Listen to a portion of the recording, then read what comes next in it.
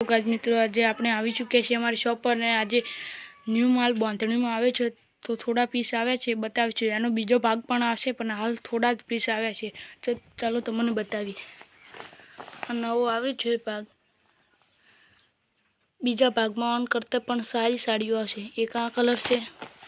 એક આ કલર છે એક આ કલર છે એક આ કલર છે એક આ કલર છે હું તમને ચલો ખોલીને બતાવ્યું હું આખી તમને ખોલીને બતાવું ચલો આવી સાડી આવશે તમે જોઈ શકો છો